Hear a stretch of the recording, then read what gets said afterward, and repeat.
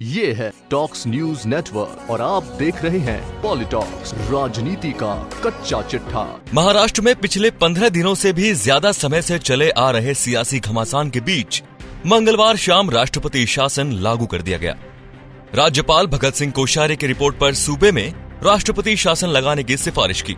महाराष्ट्र में सरकार गठन को लेकर राजनीतिक पार्टियां किसी भी अंतिम निर्णय पर नहीं पहुंच सकी। ऐसे में असमंजस की स्थिति को देखते हुए राज्यपाल और मोदी कैबिनेट ने सूबे में राष्ट्रपति शासन की सिफारिश की, जिसे राष्ट्रपति रामनाथ कोविंद ने स्वीकार करते हुए महाराष्ट्र में राष्ट्रपति शासन लगाने की उद्घोषणा पर हस्ताक्षर कर दिए।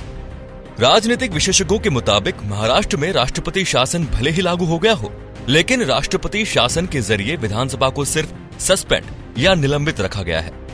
इसका मतलब ये हुआ कि जब भी कोई पार्टी बहुमत का दावा कर राज्यपाल को पूरी लिस्ट सौंपेगी तो उसके बाद उसको सरकार बनाने का मौका दिया जा सकता है। इसी के मद्देनजर शिवसेना, एनसीपी, कांग्रेस के साथ साथ अब बीजेपी भी सूबे में सरकार बनाने के प्रयासों में जुट गई है। प्रदेश में राष्ट्रपति शासन की सिफारिश के बाद शिवसेना ने महाराष्ट्र में सरकार बनाने के लिए जरूरी समर्थन पत्र सौंपने के वास्ते 3 दिन का वक्त नहीं देने के राज्यपाल भगत सिंह कोश्यारी के फैसले के खिलाफ मंगलवार को सुप्रीम कोर्ट का रुख किया, लेकिन मामले में तत्काल सुनवाई करवा सकने का उसका प्रयास विफल रहा। ऐसे में शीर्ष अदालत बुधवार सुबह याचिका पर तत्काल सुनवाई कर सकती है। राष्ट्रपति शासन की घोषणा के ठीक बाद कांग्रेस और एनसीपी के शीर्ष नेताओं की मुंबई में बैठक हुई। इस बैठक में आगे की रणनीति पर चर्चा की गई। बैठक के बाद हुई एनसीपी कांग्रेस की साझा प्रेस कॉन्फ्रेंस में पवार ने कहा कि हमें सरकार बनाने की जल्दबाजी नहीं है, हम कांग्रेस के साथ बैठकर बात करेंगे और फिर फैसला लेंगे। वहीं कांग्रेस नेता अहमद पटेल ने कहा कि जिस तरह से राष्ट्रपति शासन लगाया गया वो निंदनीय है। सरकार ने पिछले 5 साल में कई बार सुप्रीम कोर्ट के दिशा निर्देशों का उल्लंघन किया है। भाजपा, शिवसेना और एनसीपी को राज्यपाल ने बहुमत साबित करने का मौका दिया, लेकिन कांग्रेस को बहुमत साबित करने के लिए आमंत्रित नहीं किया गया। हम इसकी निंदा करते हैं। अहमद पटेल ने यह भी कहा कि कांग्रेस, एनसीपी और शिवसेना के बीच साझा न्यूनतम कार्यक्रम तय हुए बगैर कोई अंतिम फैसला नहीं लिया जा सकता।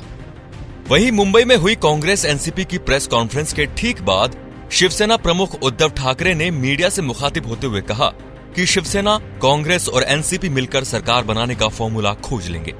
इसके साथ ही उद्धव ने भाजपा पर तंज कसते हुए कहा कि जब कश्मीर में महबूबा मुफ्ती के साथ मिलकर भाजपा सरकार बना सकती है, बिहार में नीतीश कुमार के साथ मिलकर सरकार बना सकती है और आंध्र प्रदेश में चंद्रबाबू नायडू के साथ मिलकर सरकार बना सकती है, तो फिर हम कांग्रेस एनसीपी का समर्थन लेकर सरकार क्यों नहीं बना सकते। कांग्रेस और एनसीपी की तरह ही शिवसेना को भी न्यूनतम साझा कार्यक्रम पर स्पष्टीकरण की आवश्यकता है। उद्धव ने यह भी स्पष्ट किया कि शिवसेना ने कांग्रेस और एनसीपी से पहली बार सोमवार को संपर्क किया था। इससे बीजेपी का ये आरोप भी गलत साबित होता है कि शिवसेना चुनाव परिणाम के बाद से ही कांग्रेस और एनसीपी के संपर्क में थी। कांग्रेस, एनसीपी और शिवसेना के मीडिया से मुखातिब होने के बाद बीजेपी के वरिष्ठ नेता और महाराष्ट्र के पूर्व मुख्यमंत्री नारायण राणे मीडिया के सामने आए और सबको चौंकाते हुए कहा कि हम राज्य में जल्द सरकार बनाएंगे और देवेंद्र फडणवीस इस दिशा में जरूरी कदम उठा रहे हैं। उन्होंने कांग्रेस और एनसीपी के साथ शिवसेना के गठबंधन की कोशिश पर कहा कि कांग्रेस और एनसीपी दोनों ही पार्टियां शिवसेना को उल्लू बनाने की कोशिश कर रही हैं। राणे ने आगे कहा कि हम 145 विधायकों का आंकड़ा जुटाने की कोशिश करेंगे, जिसको जिसके साथ जाना है जाए। सरकार बनाने के लिए जो करना होगा हम करेंगे।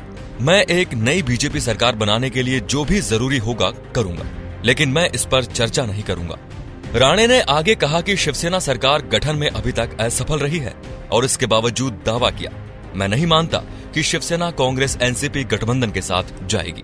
वहीं महाराष्ट्र में पूर्व मुख्यमंत्री और बीजेपी विधायक दल के नेता देवेंद्र फडणवीस ने भी उम्मीद जताई कि राज्य में जल्द ही एक स्थिर सरकार बनेगी। उन्होंने राज्य में राष्ट्रपति शासन लगने को दुर्भाग्यपूर्ण बताया। उन्होंने एक बयान में कहा, एक स्पष्ट जनादेश के बावजूद सरकार नहीं बन पाई और राष्ट्रपति शासन लगाना पड़ा। ये अत्यंत दुर्भाग्यपूर्ण है। मैं उम्मीद करता हूं कि राज्य को जल्द ही स्थिर सरकार मिलेगी। गौरतलब है कि महाराष्ट्र की 288 सदस्यीय विधानसभा के चुनावों में बीजेपी के 105, शिवसेना के 56, एनसीपी के 54 और कांग्रेस के 44 विधायक जीत कर आए हैं। शिवसेना शरद पवार की पार्टी एनसीपी और कांग्रेस के साथ गठबंधन कर सरकार बनाना चाहती है, लेकिन कांग्रेस विचारधारा की वजह से असमंजस में है। पॉलिटॉक्स ब्यूरो, महाराष्ट्र। ये है टॉक्स न्यूज नेटवर्क और आप देख रहे हैं पॉलिटॉक्स, राजनीति का कच्चा चिट्ठा।